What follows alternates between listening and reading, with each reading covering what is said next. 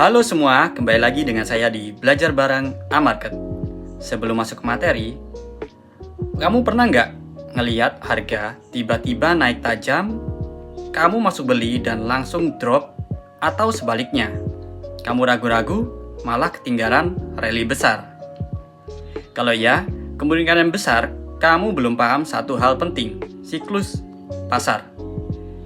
Di video kali ini, kita akan belajar cara membaca menggunakan metode yang sudah terbukti selama lebih dari 100 tahun, yaitu metode Wyckoff. Yuk, mari kita bahas. Baik, siapa Wyckoff? Ya, Richard de Wyckoff adalah seorang trader dan analis pasar dari Amerika Serikat yang hidup di awal era abad ke-20. Dia bukan sekedar trader biasa. Dia adalah orang yang pertama kali mengamati dan mendokumentasikan perilaku big players, atau yang kita kenal sekarang sebagai smart money atau institusional. Wyckoff percaya bahwa pasar tidak bergerak secara acak. Di balik setiap pergerakan harga, ada tangan-tangan besar yang sengaja mengarahkan harga untuk mengakumulasi posisi besar, lalu mendistribusikannya ke retail trader seperti kita.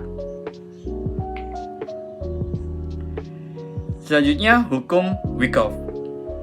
Yang pertama, hukum supply and demand.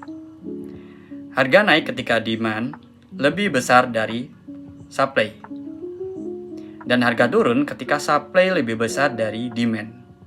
Ini dasar, tapi cara Wyckoff membacanya di chart jauh lebih dalam dari sekedar candlestick biasa. Selanjutnya ada hukum cause and effect. Setiap pergerakan besar pasti ada persiapannya. Fase akumulasi yang panjang akan menghasilkan rally besar. Distribusi yang panjang akan menghasilkan penurunan tajam. Tidak ada yang tiba-tiba, selalu ada sebab dan akibat. Selanjutnya, hukum effort and result. Kalau volume besar, tapi harga nggak kemana-mana, itu sinyal divergensi, artinya ada yang nahan harga.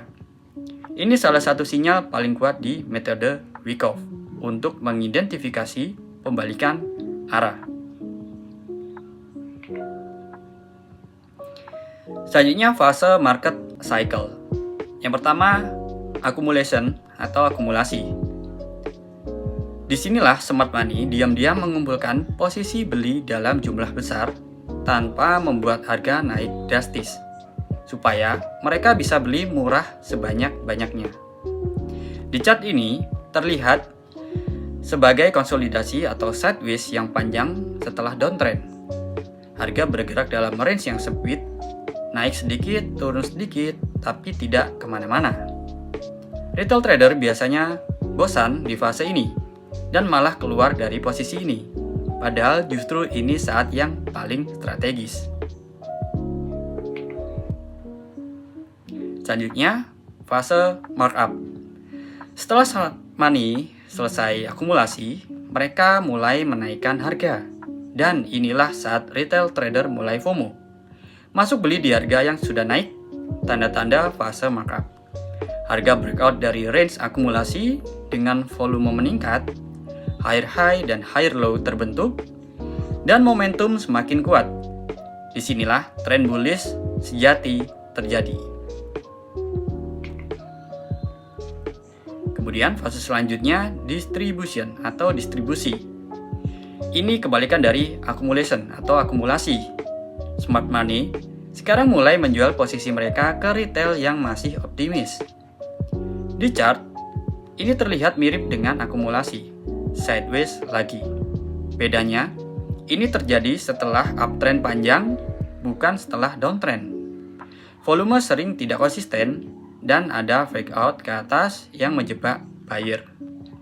Wyckoff menyebutnya momen puncak ini sebagai buying climax, volume ekstrim. Harga naik tajam, lalu langsung berbalik turun. Kemudian fase yang terakhir, markdown atau penurunan. Smart money sudah selesai distribusi dan sekarang harga jatuh bebas. Retail yang terlambat masuk di atas sekarang mulai panik dan cut loss. Disinilah banyak trader rugi besar karena masuk saat distribusi dan kena full markdown. Tanda-tanda lower high, lower low, dead cat bounce yang menjebak. Dan akhirnya harga menemukan bottom baru, yang kemudian menjadi awal akumulasi lagi. Selanjutnya, cara menggunakan week off. Langkah pertama, identifikasi tren besar di time frame tinggi dulu. Kita mau tahu dulu ya, kita lagi di fase apa? Akumulasi, markup, distribusi, atau markdown. Kemudian langkah kedua, perhatikan volume. Volume adalah konfirmasi week off. Kenaikan harga tanpa volume adalah red flag. Volume besar dengan candle kecil itu tanda distribusi tersembunyi. Selanjutnya, tunggu spring atau shake out di fase akumulasi. Sering ada fake breakout ke bawah yang menjebak seller. Ini namanya spring. Setelah spring diikuti recovery cepat, itu sinyal entry beli yang kuat. Langkah selanjutnya, cari last point of support atau LPS saat markup. Setelah breakout akumulasi, harga sering retrace dan itu peluang entry dengan risk kecil. Kesimpulannya, sekarang kamu udah paham kenapa pasar selalu terasa menjebak. Karena mereka memang ada yang mendesainnya begitu. Dan dengan week off metode, kamu bisa mulai membaca permainan mereka. Ingat, pasar itu bukan bergerak random.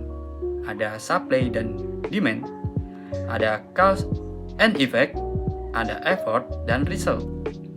Dan semua itu terjadi dalam siklus yang berulang terus dan terus. Baik, sekian dulu untuk episode kali ini. Kalau kamu melihat video ini bermanfaat, jangan lupa klik like, subscribe, dan nyalain lonceng biar nggak ketinggalan video edukasi keuangan lainnya dari kami. Sampai bertemu lagi di episode Belajar Bareng A-Market selanjutnya.